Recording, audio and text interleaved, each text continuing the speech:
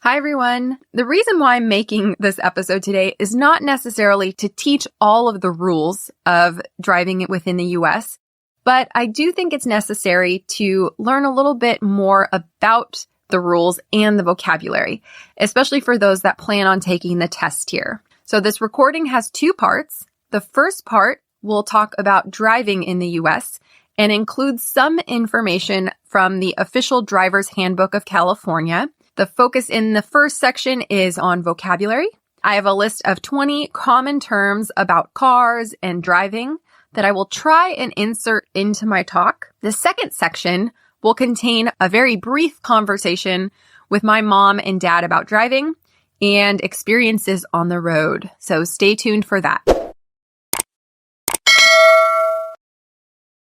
So let's begin. To do so, we need to go back to the basics. So there are automatic cars and there are manual cars. In a manual car, we say that you drive stick shift. In a car with a stick shift or with a stick, you need to manually change gears depending on the speed you'd like to drive and the terrain that you're on. I grew up in Northern California, right where I am now, and throughout my life here and also living in New York and Texas, I've known just a small handful of people who were able to drive stick shift or to drive stick. It was much more popular about 20 years ago, right? Both of my parents, I think, know how, maybe. But now manual cars are hard to come by. I had one friend in high school who could drive stick, my friend Stacy, and everyone knew that Stacy had a manual car. She used to teach people for fun in the parking lot after classes were over, and I remember her teaching me once, actually, but I never really succeeded at coordinating my feet on the gas pedal and on the brake. She'd be like, Shana, lift your foot gradually off the brake while you gradually press on the gas. And after stalling her car a few times, right, to stall means to make the car stop unintentionally, making the engine shut off, I decided this really wasn't for me. After all, most cars sold in the US are automatic. I looked it up actually, and according to IHS Markit, only 3.5% of cars sold in the US in 2018 were manual. And that is projected to decrease to 2.6% by 2023. Anyway, so I mentioned we were driving in high school. Although the majority of states start giving out restricted driver's licenses at 16, some states have very relaxed laws when it comes to driving. For example, in South Dakota, you can legally drive at 14 years old. And there are some other states where you can start driving at 14. California is similar to most states when it comes to its laws, its ages, and permissions. Most of the 14-year-olds I knew back then were really antsy because at 15, you could start taking driver's ed or driver's educational classes. And at 15 and a half, you could get your learner's permit, which is, once again, issued by the DMV and allows you to drive with a parent or guardian in the car with you. And of course, they needed to track the number of hours that you drove with them. 50 is the number of hours you need in order to take the driver's test at 16. Right? And that's when you could get your real license. So I'm curious actually if you guys ever needed to take driver's ed. I have some memories from that, and my parents did too. You'll hear later on. I recall two things from it. Long days in a stinky classroom and a little TV in the corner that flashed horrible visuals of accidents from drinking and driving. Speaking of drinking and driving, in California, like in every other state, the laws are pretty strict when it comes to DUIs. A DUI is the illegal act of driving under the influence. That influence can be drugs or alcohol. We use the term DUI to refer to the punishment, the citation, or the offense. People say, I got a DUI, or the police gave me a DUI. In other words, I got the punishment, I got the citation, it was given to me. If you want to say that someone was driving under the influence, I wouldn't recommend using DUI. Like you can't say she is DUI. That doesn't exist. Although I did notice online that it seems like some non-native speakers are writing sentences like this, but natives do not use this term in that sense. We would simply say she is driving under the influence, or she was drunk driving, under the influence of drugs while driving, etc. So how does someone get a DUI? So the police officer will breathalyze the driver who seems drunk, and if they're an adult over 21, having a blood alcohol content over 0.08% would result in a DUI. If someone is under 21 and there's a 0.01% blood alcohol content, then that would be considered a DUI. So some people say that's zero tolerance, right? But it's really 0.01 by law. If caught, the person who receives the DUI will have their license suspended. They'll need to complete a DUI program, possibly do community service, and also pay a fine, which can be anywhere from about $300 to $1,000. I do know someone who got a DUI and had to do 30 hours of community service, picking up trash on the side of the freeway, pay $1,000, and take the DUI program. If you're under 21, you can't even have a sealed alcoholic drink in the car. So if you're 18 and your parents tell you to bring a bottle of wine to your aunt's house, you could get your car impounded, right? Your car taken away from you and withheld, pay $1,000, and get your license suspended. Of course, when you're older than 21, you have to keep any open alcoholic drink in the back, in the trunk. So if it's within reach, even on the back seat, you could have very grave consequences. Anyway, so back to driver's education. That was a pretty long tangent. There was a portion of it behind the wheel with an instructor. And that's the first time most people actually drive in their lives here. I was 15 and no joke, the teacher took me straight onto the freeway. I needed to merge onto the freeway. In other words, I needed to adjust my speed to ease my way into oncoming traffic. I merged on, but was scared out of my mind as cars zipped past. I had remembered from the stinky classroom at driver's school that the lanes were divided by speeds. The fast lane was all the way to the left. Big trucks, buses, semi-trucks, they all had to stay to the right? They had to go 55 miles per hour and stay in the right two lanes by law. Luckily, there wasn't much traffic on my first day of driving school when I was out there for the first time. But out of nervousness, I remember speeding. I sped.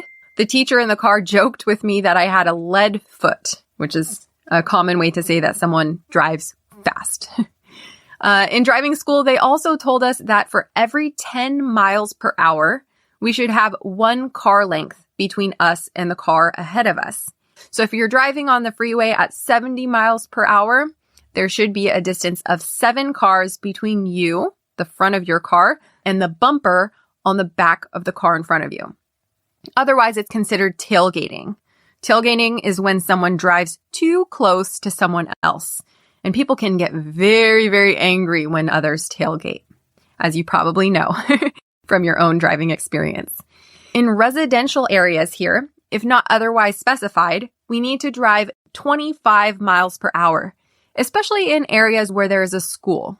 Within 400 feet of railroad tracks, blind intersections, and alleyways, we need to drive 15 miles per hour. That's very, very slow. And if no sign is posted on a 2-lane undivided freeway, the speed limit is 55. I've personally never gotten a speeding ticket before, but there are a few friends of mine who were pulled over for driving too fast. In high school, a friend's mom actually got a ticket for driving too slow as well. If there are 5 cars lined up behind you, you're actually required to find a turnout or a new roadway to let traffic pass you. On the test, they try and trick people actually by asking you if you always need to drive the speed limit. And the answer is no. If everyone is driving 70 and you're driving 40, you're actually a hazard. The basic law says that rather than driving at the legal posted speed limit, adjust your driving speed for road conditions or whatever affects the safe operation of your vehicle, right? Vehicle. That may mean a lot of bike and pedestrian traffic, or weather conditions may require you to slow down. On the test, there's surprisingly a lot of information about weather. Although they recommend not driving in very poor conditions, they give some tips for what you should do if you have to drive. For one, when it snows, you should reduce your speed in half or cut your speed in half. When it's windy, you should grip the steering wheel tightly and not use cruise control. If you drive through a flood, you should check your brakes once you come out of the water. They also say that you should never apply brakes if you hydroplane. To hydroplane means to skid on water, and instead of braking, you should just slow down gradually. If you slide on ice, they also say you should avoid steering, as tempting as it may be. Now let's move on to a little bit more vocabulary. On cars, there are lights in the front that are called headlights that you're supposed to turn on 30 minutes after sunset and leave on until 30 minutes before sunrise. The lights on the back of a car are called taillights. I've actually been pulled over before because one of my taillights was out. It was not on. It had broken. But thank goodness the police officer actually let me off scotch-free, right, without any mark on my driving record. When we turn corners or when we switch lanes, which we do on the left, unless we are actually on a one-way street or a two-way highway, we turn on our blinkers.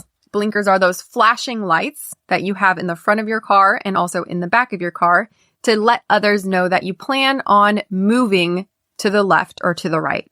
And honestly, it makes me crazy when people do not turn on their blinkers. In some of the areas near me, there is a lot of fog, especially close to the ocean.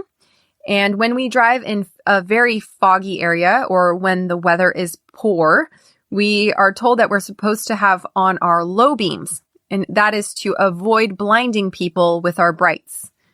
When we're on country roads, we're supposed to turn on high beams to help us see better.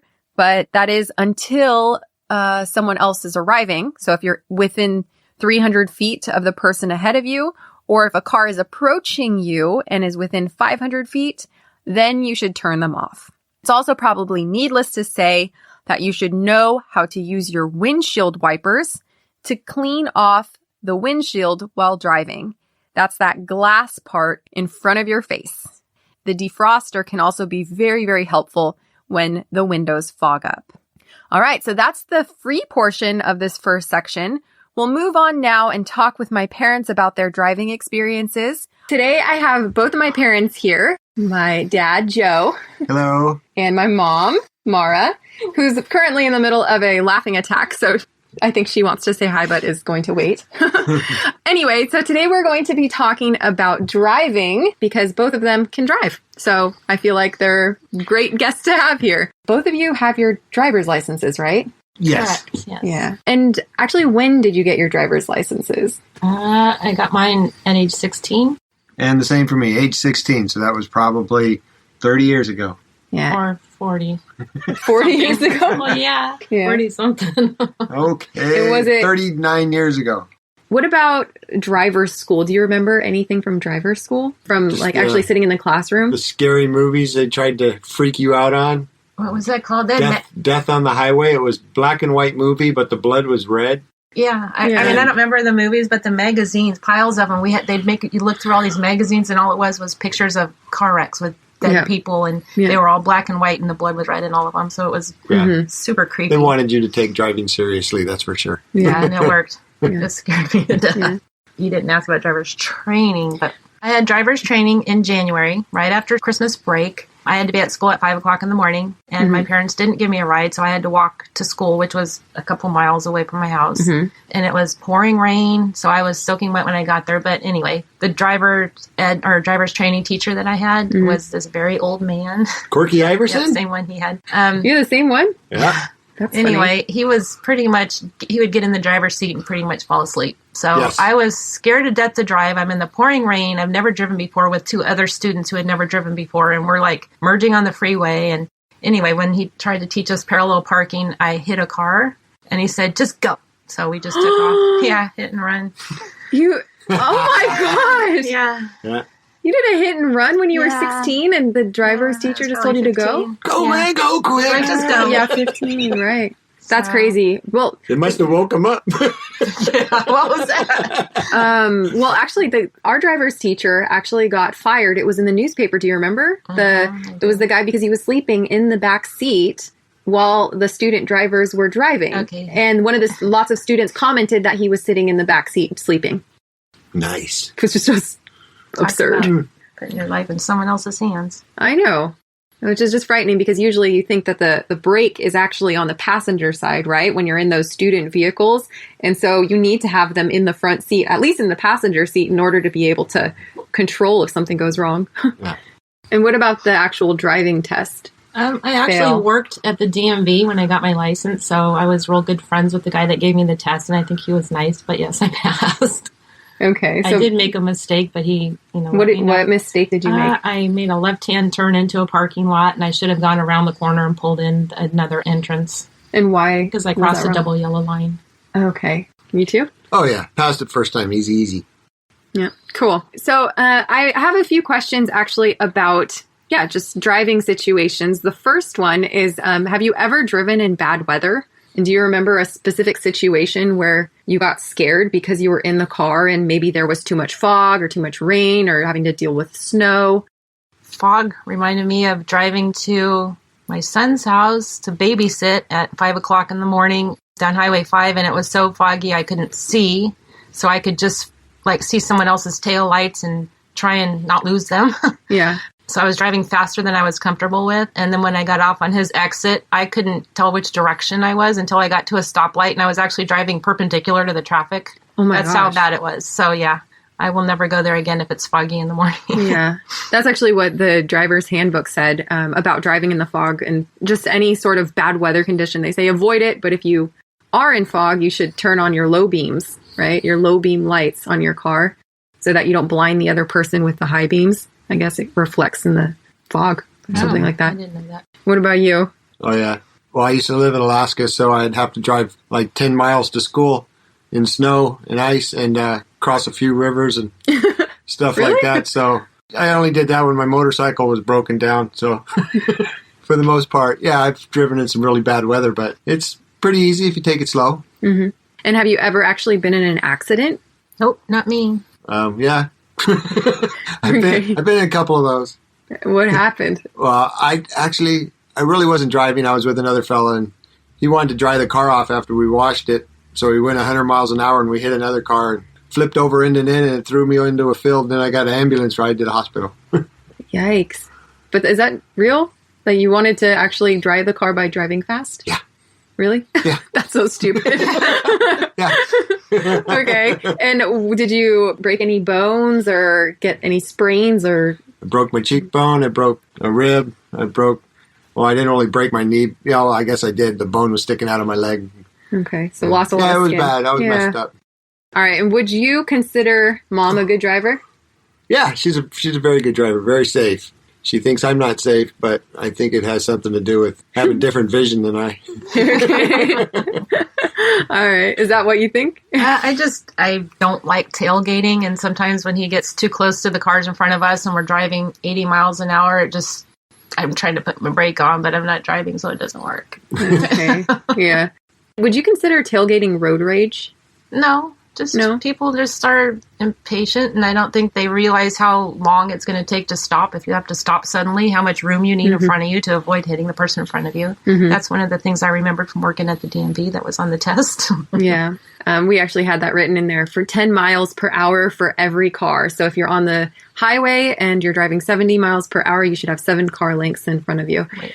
One of the questions I wanted to ask you was backseat driver. If anyone's ever heard of that term before, that's kind of a conversation within my family, and then I think also between my parents. Guilty. What is a backseat driver? That's me sitting in the passenger seats going, slow down, you're going to hit the person in front of you. You're driving too fast. Yeah. Put your blinker on. Put your lights on. Would you call Mom a backseat driver? She's the definition of a backseat driver. They think they're driving, but they're actually in the passenger seat. Look up backseat driver and you'll see her picture. Is there anything else you can think about that's interesting about driving or certain situations that you like, that you don't like? We're not discussing driving in England, right? because that's a No. whole nother podcast. No, what happened when you were in England? Oh, trying to drive on the wrong side of the car, on the wrong side of the road, and hitting curbs and trees. And The wrong side or the Talk right about- side? yeah, the right side, in the technically. right side. But She was a the backseat driver on steroids in England, Yeah. Yeah. but it was helpful. What I happened? was Was yelling, it just curb, Look out, look out, stay to the right, stay to the right. Yeah. I mean, Actually, no, stay Stay to the to- left, stay to the left. stay to the left. Yeah, every corner we turned, I had to say left lane. Like, keep reminding them, left lane, left Yeah, lane. Oh, left yeah, lane. oh, yeah. Yeah. Would you ever do it again? No. Not if I didn't have to, no. Well, thank you very much for coming and talking to us. Kind You're of a welcome. fun little chat. You're very welcome. It was fun. Until next time. Bye. Bye.